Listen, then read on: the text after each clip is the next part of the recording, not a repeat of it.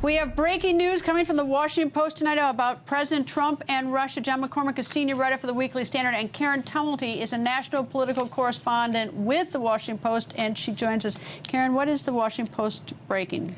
Well, just a few moments ago, the Post has broken a story written by two of my colleagues, Alan Intis and Ellen Nakashima.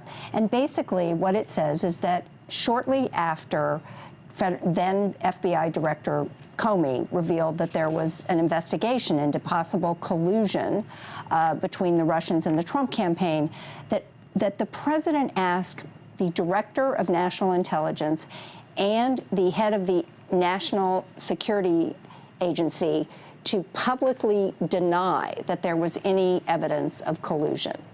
This is what I don't get, John, is that why was the president sticking his nose so deeply in this and for Flynn? That's what I don't, that's when it's like, I said the last time, why does he need a lawyer? Because it seems like everything is on Flynn, everything is on everybody else. There's no one yet who has made the allegation the president himself has done anything wrong, yet he sure sticks his nose into it now. And apparently, according to this article, is that Rogers documented contemporaneously the breaking news out of the Washington Post.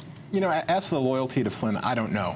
This is the realm of speculation, maybe psychoanalysis. Is Trump just that loyal? Well, why isn't he loyal to Manafort? Why isn't he loyal to Roger Stone? Why isn't he loyal to anybody else? Flynn was very loyal to him all throughout the campaign. I think that even it's been reported that close members of Trump's family thought that loyalty should be repaid. One of the most troubling things in this report just published right now is it seemed to take things a step further than the last report. Last we heard from the FBI memo that Comey reportedly wrote down was that Trump himself said, "I hope you can let this go." What the Washington Post is reporting right now is that in addition to requests, Coates and Rogers, senior White House officials sounded out top intelligence officials about the possibility of intervening directly with Comey to encourage the FBI to drop its probe of Michael Flynn.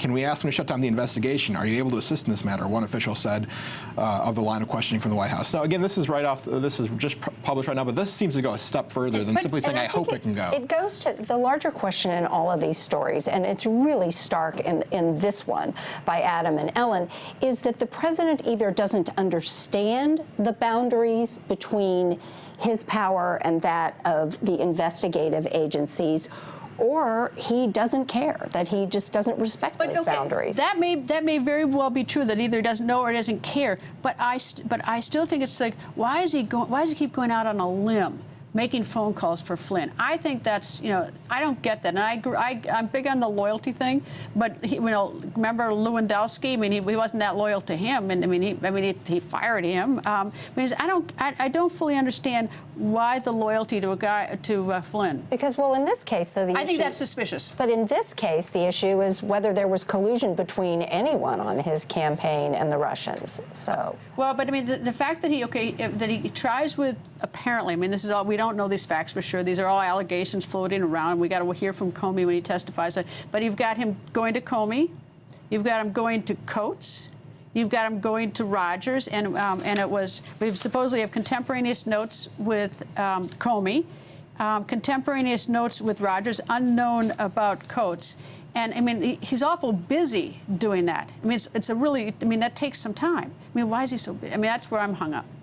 Well, it's clear that the president believes that, first of all, he's potentially in jeopardy here. People who are close to him are potentially in jeopardy here.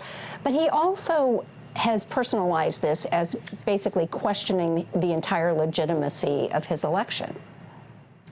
I think Karen really gets something there, that we do know that Trump is very, very frustrated with this narrative that he only won because of. Makes sense. So it's not about loyalty to Flynn. It's about if the narrative about the integrity of the election and whether he's legitimate or not. Which is it? One possible explanation. There could be more than one possible explanation. I think it could be both.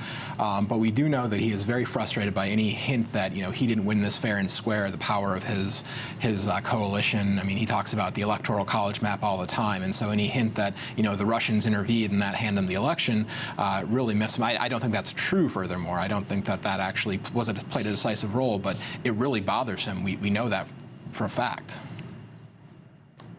Well, and also the fact is that whenever he's been pushed on this, he lashes back with this is a bunch of whiny Democrats trying to justify why Hillary Clinton didn't win. Well, I hate to be so Pollyanna about it, but if we got nothing to worry about, let's have at it. Let's have all the facts out there. And now, I mean, that's where you get to the point where it's like, if you think you're being falsely accused or something, let's get the facts out. And then when people don't want the facts out, I realize that, things can be distorted, but he's not asking for all the facts out, at least not right now. Well, and the what matters a lot more than the why, I think.